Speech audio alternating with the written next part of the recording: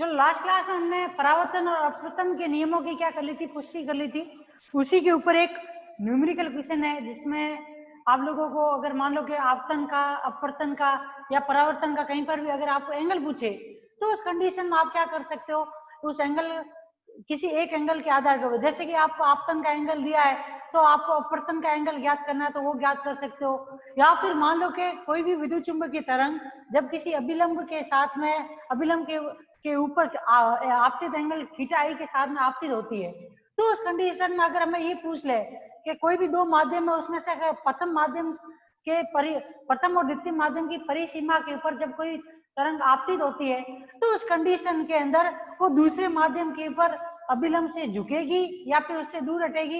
इन सब चीजों के बारे में अगर कोई भी क्वेश्चन पूछे तो उसके ऊपर आधारित एक क्वेश्चन कर लेते हैं। तो इसके अंदर जो क्वेश्चन है वो ये है कि प्रकाश की तरंग वायु से एक प्रकाशिक तंतु पर आपतित होती है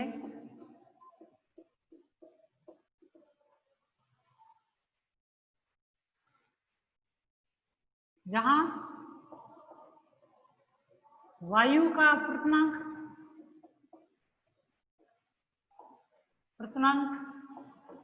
n बराबर क्या होता है 1 तथा प्रकाशिक तंतु का अपवर्तनांक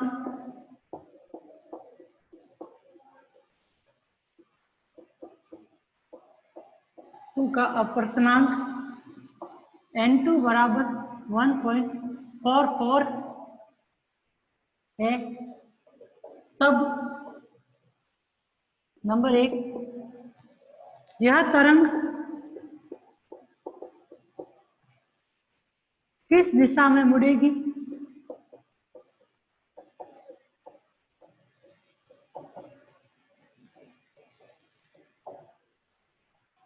दूसरा इसके अंदर क्वेश्चन है,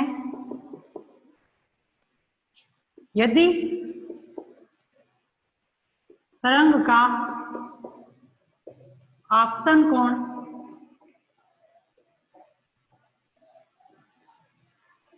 30 डिग्री हो तो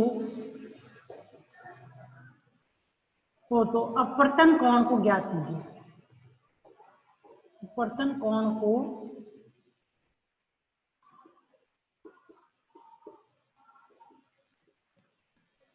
ज्ञात, ठीक है ना।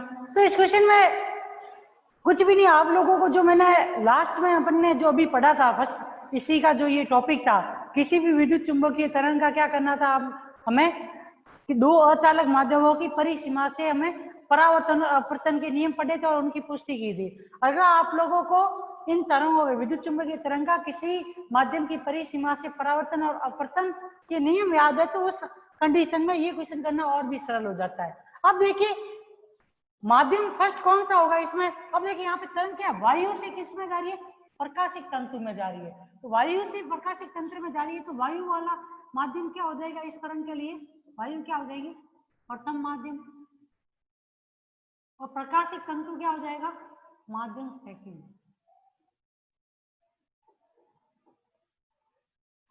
ठीक है। अब देखिए इस तरीके से, जैसे कि मान लो कि ये एक माध्यम फर्स्ट है, ये माध्यम सेकंड, यहां से ये कोई भी तरंग है, ये थीटा आई के साथ में इंसिडेंट हो रही है जहां पे इसका मान कितना दिया हुआ है 30 डिग्री दिया हुआ है। अब इसने बोला कि आपको मालूम है इसका परावर्तन होगा, परावर्तन का भी कौन क्या होगा थीटा आर डैश, वो भी 30 डिग्री का होगा, क्योंकि हमने परावर्तन और अपवर्तन के नियमों से पढ़ा है कि जो अभिलंब के ऊपर जो परावर्तन आपतन का कोण होता है वही का वही क्या होता है अभिलंब के ऊपर परावर्तन का कोण होता है। क्योंकि एक ही माध्यम के अंदर कभी भी तरंग का क्या होगा वेग परिवर्तित नहीं होगा, वेग परिवर्तित नहीं होगा, तो उस कंडीशन में उनके एंगल भी क्या होते हैं, परावर्तन और आपतन के एंगल भी समान रहते हैं। अब बात रही आप लोगों के यहाँ पर अपवर्तित तरंग,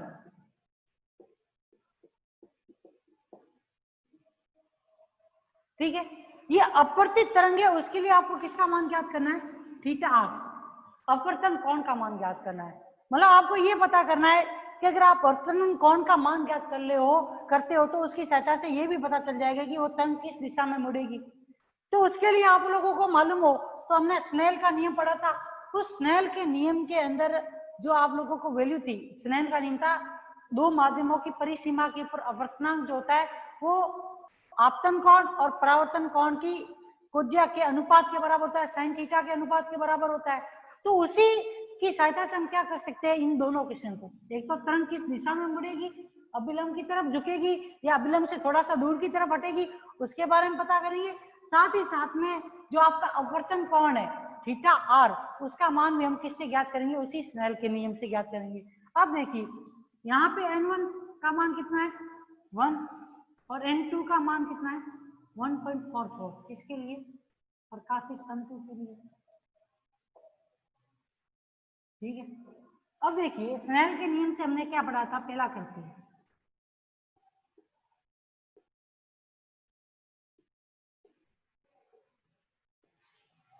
n2 अपॉन n1 आपके 2 μ1 इजिकल्स टू क्या हो जाएगा, sine theta I upon sine theta R. ठीक है, अब यहाँ पे देखो क्वेश्चन में दिया गया है उसके अनुसार n2 का मान क्या है, ग्रेटर देन है n1 के, या फिर हम कह सकते हैं n2 अपॉन n1 क्या हो जाएगा, greater than 1। n2 upon n1 greater than 1 हो गया तो उस कंडीशन में आप देखोगे साइन थीटा आई भी ग्रेटर देन क्या हो जाएगा, साइन थीटा आर। ठीक है, मतलब क्या है, कोण of theta I, angle of incident and angle of reflection के अंदर डिफरेंस क्या है कि जो एंगल ऑफ इंसिडेंट और एंगल ऑफ रिफ्लेक्शन है उन दोनों में अंतर ये है कि जो आपतन कोण है वो क्या है, अपवर्तन कोण से अधिक है।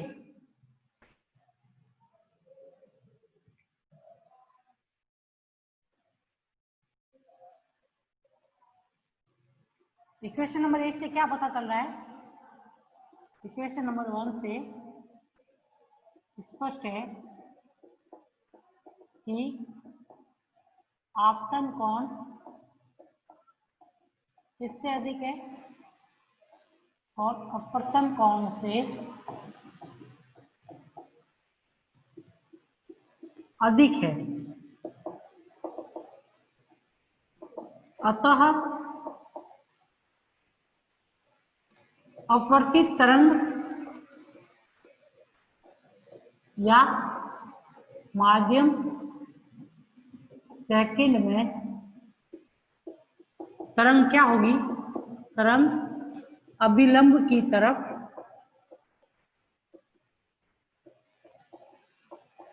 झुकेगी या मुड़ेगी। ठीक है, ये यहां से पता चलेगा एंगल ये ग्रेटर देन है, एंगल मतलब थीटा आई का मान यहाँ से अधिक है और यहाँ पे थीटा आर का मान क्या आ रहा है, कम आ रहा है। इसका मतलब अपवर्तित तरंग क्या होगी, उस अभिलंब की तरफ झुकेगी, क्योंकि ये पूरा का पूरा क्या होगा, एक एक्स पूरा का पूरा क्या बताएगा, जहाँ पे जेड बराबर आप 0 लेते थे वो वाला पॉइंट से जो आपने अभिलंब खींचा या एक्स जेड ली थी वो जेड एक्स आपको क्या बताएगी, अभिलंब को प्रदर्शित करेगी। तो आप लोगों को ध्यान रखना यहाँ पे थीटा आर का मान कम आ रहा है, तो इसका मतलब क्या होगा, ये जो अपवर्तित तरंग है वो किसकी तरफ झुकेगी, अपवर्तित तरंग आपके अक्ष की तरफ, जेड अक्ष की तरफ झुकेगी या अभिलंब की तरफ झुकती है। ठीक है, ये फर्स्ट क्वेश्चन हो गया। इसी तरह हम अगर सेकंड क्वेश्चन करेंगे जिसमें आपको किसका मान पूछा है, अपवर्तन कोण का, तो अपवर्तन के वापिस होएगा वही अपवर्तन के स्नेल नियम से, स्नेल नियम से अपवर्तन के स्नेल नियम से n2 अपॉन n1 इजिकल्स टू क्या आ जाएगा, वही का वही sine theta I upon sine theta R. पूछा किसका मान है, अपवर्तन कोण थीटा आर का मान पूछा है। ठीक है, अपवर्तन कोण थीटा आर का मान पूछा है, तो sine theta R equals to क्या हो जाएगा, n1 upon n2 into sine theta I, और थीटा आई का मान जो है वो कितना है 30 डिग्री। तो यहाँ से sine theta I equals to sorry R equals to क्या आ जाएगा, n1 का मान 1 अपॉन 1.44 इंटू साइन 13 डिग्री। यहाँ से sine theta R 1 upon 1.44 into 1/2 के बराबर हो गया। तो साइन थीटा आर बराबर क्या आ जाएगा, 1.288 जो कि लगभग 0.35 के बराबर है। ठीक है, तो यहाँ से थीटा आर बराबर आप क्या लिख सकते हो, साइन इनवर्स 0.35 और ये थीटा आर जो होता है वो लगभग किसके बराबर होता है, 21। अब देखो यहां से आप देखोगे जो ये एंगल निकला है थीटा आर, ये भी कितना निकल रहा है, 21 डिग्री निकल रहा है, जो कि किससे कम है, थीटा आई बराबर 30 डिग्री से कम है। तो इसका यहां से भी स्पष्ट हो रहा है कि जो आपने तरंग को आपतित किया है किसके ऊपर, किसी माध्यम के ऊपर, के वायु और प्रकाशिक तंतु के परिसीमा के ऊपर इंसिडेंट किया है, उसका आपतन कोण अगर 30 डिग्री है तो उस कंडीशन में भी आप देखोगे तो यहाँ से अपवर्तन कोण का मान क्या आ रहा है, 21 डिग्री आ रहा है, जो कि आपतन कोण से कम है। इसका मतलब यहाँ से भी स्पष्ट हो रहा है, वही का वही पहले नहीं, पहला क्वेश्चन था उसका भी स्पष्टीकरण क्या हो रहा है, यहाँ से भी हो रहा है कि जो आपतन कोण है उससे अपवर्तन कोण का मान कम है। इसका मतलब ये है कि जब तरंग वायु से प्रकाशिक तंतु वाले माध्यम के अंदर एंटर करेगी तो उस कंडीशन में उसका अपवर्तन कोण जो है वो क्या है, आपतन कोण से कम होगा और प्रकाशिक की जो ये किरण है वो क्या होगी, वो अभिलंब की तरफ झुक जाएगी। ठीक है, तो ध्यान रखना हमेशा ऐसा नहीं है कि जरूरी नहीं है कि जो आप लोगों को n1 और n2 के बीच में, ऐसा जरूरी नहीं है कि हमेशा n2 ही क्या हो, ग्रेटर देन n1 हो, ऐसा कभी भी नहीं है, n1 भी हो सकता है ग्रेटर देन n2 के। तो उस कंडीशन में क्या हो जाएगी, कोई भी तरंग क्या हो जाएगी इस माध्यम के अंदर अभिलंब से क्या है, दूर भी हट सकती है। तो ऐसा कभी कुछ भी नहीं है, जरूरी नहीं है कि हमेशा वो अभिलंब की तरफ ही झुके। जिस तरीके से आप लोगों को अपवर्तनांक का मान दिया हुआ होगा, सारी की सारी चीज किसके ऊपर डिपेंड करेगी, n2 n1 के ऊपर। मतलब कोई भी किरण माध्यम में अभिलंब की तरफ झुकेगी या अभिलंब से दूर हटेगी, ये दोनों की दोनों चीजें किसके ऊपर डिपेंड करेगी, उन माध्यमों के अपवर्तनांक के ऊपर डिपेंड करती है। ये आपको इसके अंदर ध्यान रखना है। अपवर्तनांक मालूम है क्वेश्चन के अंदर, तो उस कंडीशन में आप क्या कर सकते हो, उन किरणों के लिए क्या निकाल सकते हो, वो किस तरफ झुक रही है वो ज्ञात कर सकते हो। दूसरी चीज, अगर मान लो कि आपको अगर यहीं पर अगर माध्यम किसी भी माध्यम का प्रकाश की किरण का वेग भी पूछ ले तो भी आप ज्ञात कर सकते हो। किस कंडीशन में, जैसे कि मान लो आपको n2 और n1 का मान ज्ञात है तो उस कंडीशन में आपको मालूम है वेग v बराबर क्या होता है, c/n।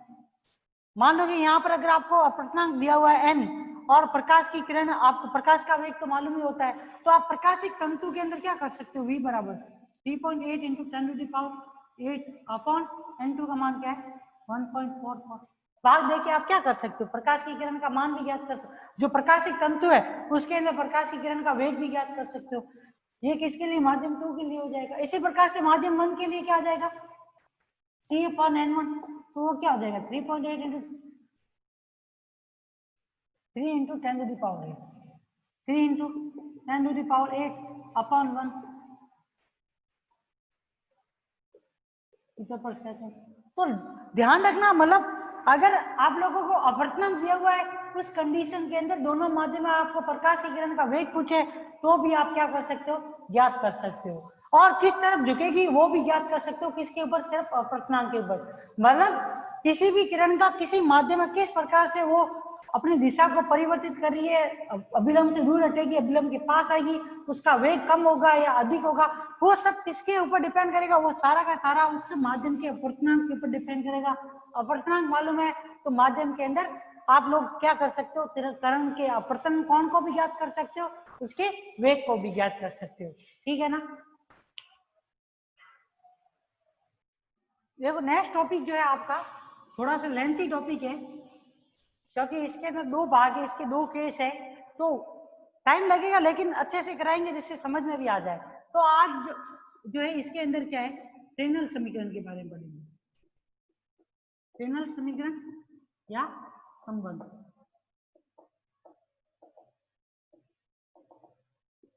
ऑप्टिक्स में भी पढ़ा होगा। अब यहाँ पे आप लोगों को इतना ध्यान रखना है कि जो फ्रेनेल समीकरण है उसके द्वारा क्या ज्ञात किया जाता है, या इसमें फ्रेनेल समीकरण होती क्या है, या फ्रेनेल रिलेशन क्या होता है। मेनली आप लोगों को मालूम है, जब हम किसी भी माध्यम, दो माध्यमों की परिसीमा के ऊपर किसी वेव को इंसिडेंट करते हैं तो उसका परावर्तन और अपवर्तन होता है। थीटा आई, E1, E2 और E1। तो इनका आयाम क्या होगा, E1 नॉट, E1 वेक्टर, और इसका क्या हो जाएगा, E2 वेक्टर। तो जो फ्रेनेल के समीकरण है वो क्या होते हैं, फ्रेनेल के अनुसार या फ्रेनेल के रिलेशन के अनुसार यह बताया जाता है कि जब भी कोई भी तरंग किसी एक माध्यम से दूसरे माध्यम, या फिर ये कह सकते हो दो माध्यमों की परिसीमा के ऊपर इंसिडेंट होती है, तो उस कंडीशन में इन तरंगों के आयाम जो होते हैं, आपतित होने वाले तरंग का आयाम क्या है, E01, तथा अपवर्तित होने वाले तरंग के आयाम E2 वेक्टर, तथा साथ ही साथ में परावर्तित तरंग के आयाम E1 डैश। इन तीनों के बीच में आपस में जो रिलेशन ज्ञात किया जाता है, या रिलेशन जिसके द्वारा प्रदर्शित किया जाता है, उन्हीं को कौन क्या बोला जाता है, फ्रेनेल समीकरण। वापिस से सुन लो कि फ्रेनेल के रिलेशन के अनुसार जब भी किन्हीं दो माध्यमों की परिसीमा के ऊपर कोई भी तरंग इंसिडेंट होती है तो उस कंडीशन में उसका क्या होगा, रिफ्लेक्शन और रिफ्रैक्शन, दो चीजें होगी, या तो परावर्तन होगा या अपवर्तन होगा। कुछ भाग अगर परावर्तित होता है तो शेष भाग क्या होगा, अपवर्तित होगा। तो उस कंडीशन में इन तरंगों के आयामों का, मतलब आपतित तरंग के आयाम का तथा अपवर्तित तरंग के आयाम का, और साथ ही साथ में तीसरी कौन सी, अपवर्तित परावर्तित तरंग के आयाम, इन तीनों तरंगों के आयाम के बीच में जिन समीकरणों के द्वारा रिलेशन प्रदर्शित किया जाता है या संबंध प्रदर्शित किया जाता है, उन्हीं समीकरण को कौन से समीकरण बोलते हैं, फ्रेनेल समीकरण बोलते हैं। तो आप लोगों को ध्यान रखना है इसकी डेफिनेशन। जब किन्हीं दो माध्यमों की परिसीमा पर किसी विद्युत चुम्बकीय तरंग को आपतित किया जाता है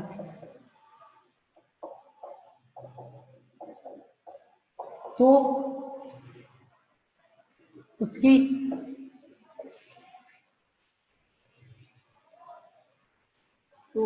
उसके आपतन, अपवर्तन तथा परावर्तन या परावर्तित, अपवर्तित या परावर्तित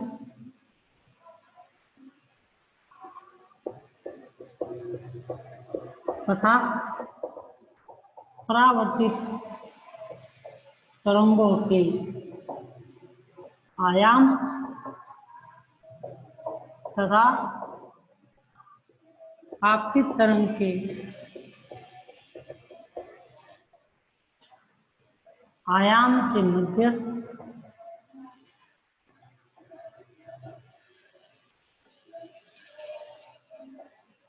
संबंध को किसके द्वारा, फ्रेनेल समीकरण के द्वारा प्रदर्शित किया जाता है।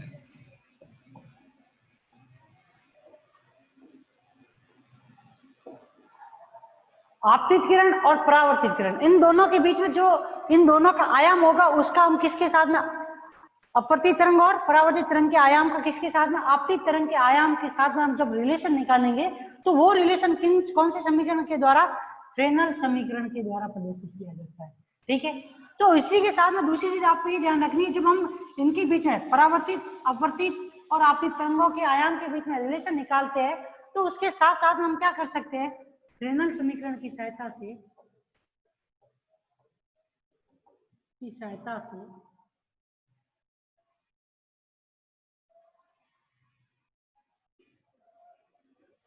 या फिर ये कह सकते हो कि जो ये फ्रेनल समीकरण होती है, ये फ्रेनल समीकरण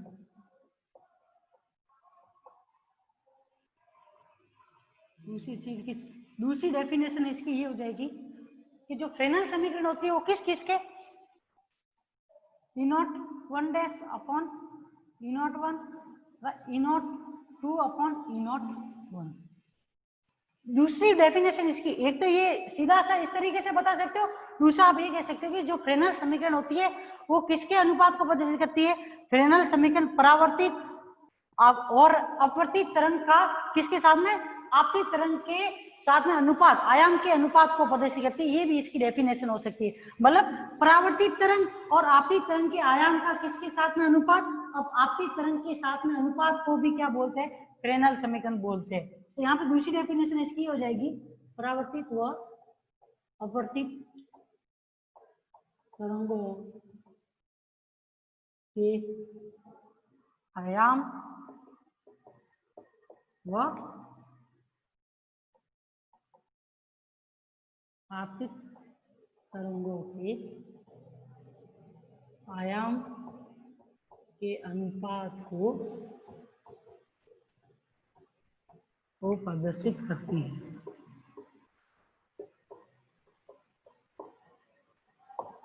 ठीक है, जब हम इन दोनों का रेशियो निकाल लें, एक तो ये वाला रेशियो और एक ये वाला रेशियो, तो आप लोगों को ध्यान रखना है परावर्तित तरंग और आपतित तरंग का जो रेशियो होता है कि आयाम का रेशियो, उसको क्या बोला जाता है, उसको आपके बोला जाता है परावर्तन गुणांक।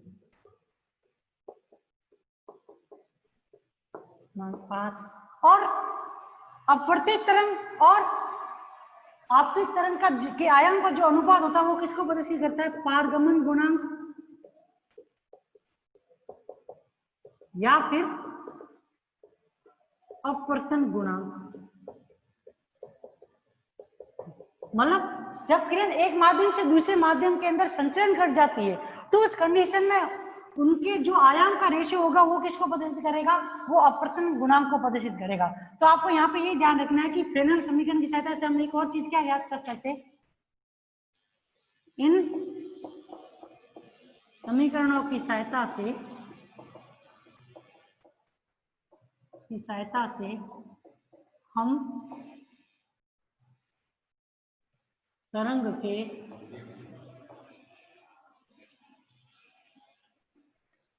परावर्तन गुणांक R तथा अपवर्तन या पारगमन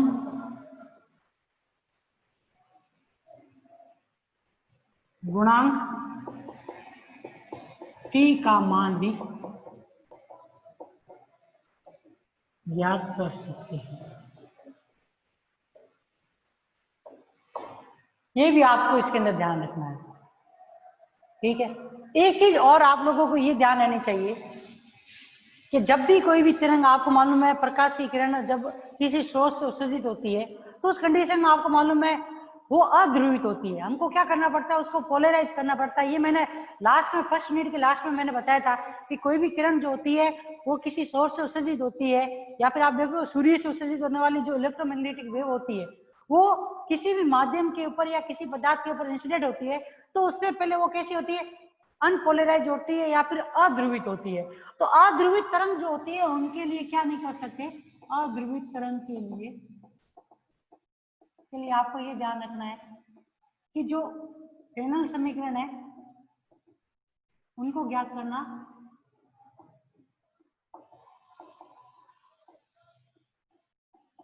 कठिन होता है। कठिन होने से मतलब ये कि इसके अंदर कैलकुलेशन थोड़ी सी अधिक होती है। तो इसलिए आप ध्यान रखना कि जो फ्रेनल समीकरण है वो किसके लिए, सिर्फ ध्रुवित, ये समीकरण इसके लिए अध्रुवित तरंगों के लिए फ्रेनल समीकरण ज्ञात करना थोड़ा क्या होगा, वो ज्ञात करना कठिन होता है।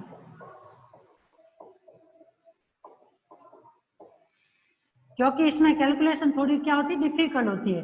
लेकिन इनको हम ध्रुवित तरंग के लिए क्या कर सकते हैं, इसलिए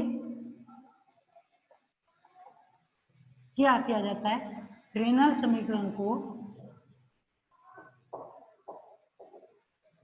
कैसे ध्रुवित तरंगों के लिए ज्ञात किया जाता है, ये ज्ञात किया जाता है।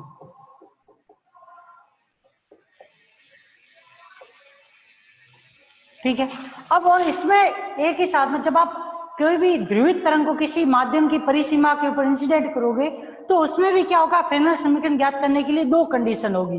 दो कंडीशन कौन सी है, एक तो पहली कंडीशन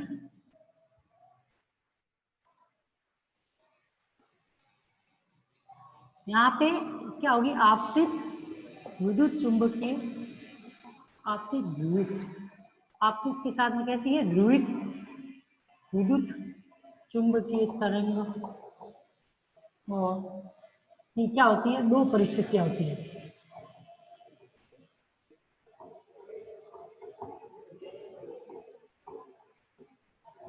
वो दो परिस्थितियों के अंदर हम क्या करेंगे, यहाँ पे फ्रेनेल समीकरण को ज्ञात करेंगे। इसमें पहली कंडीशन जो है आपकी वो कौन सी है, पहली स्थिति, फर्स्ट कंडीशन है कि जब आप किसी भी विद्युत चुंबकीय तरंग को आपतित करो किसी माध्यम की परिसीमा के ऊपर, तो उस कंडीशन में क्या हो, उसका विद्युत क्षेत्र ई वेक्टर जो है वो क्या हो, उस तल के लंबवत हो। दूसरी कंडीशन इसमें ये होगी, जब भी आप विद्युत चुंबकीय तरंग को किसी माध्यम की परिसीमा के ऊपर इंसिडेंट करो तो उस कंडीशन में उसका विद्युत क्षेत्र सदिश क्या हो, उस माध्यम की परिसीमा के या उस माध्यम के जो तल है या फिर जिसको हम जिस तल में हमने माध्यम जिस तल के अंदर हमने क्या किया है, विद्युत चुंबकीय तरंग को इंसिडेंट किया है, वो तरंग क्या हो, उस तल के समांतर हो, या उस तरंग का जो विद्युत क्षेत्र सदिश है वो क्या हो, उस तरंग के समांतर हो। तो उस कंडीशन में हमें क्या करना पड़ेगा, दोनों कंडीशन में हमें क्या करना पड़ेगा, फ्रेनेल समीकरण को ज्ञात करना पड़ेगा। और फ्रेनेल समीकरण के साथ साथ में हमें आपतन गुणांक परावर्तन गुणांक और अपवर्तन गुणांक का भी मान ज्ञात करना पड़ेगा। तो इसमें पहली कंडीशन क्या होगी, जब आपकी तरंग क्या हो, तरंग के विद्युत क्षेत्र सदिश ई वेक्टर क्या हो कि दिशा आपतन तल के लंबवत हो। दूसरी कंडीशन क्या है, जब आपकी तरंग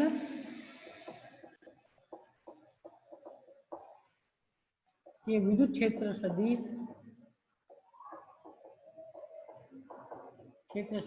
ई वेक्टर की डायरेक्शन की दिशा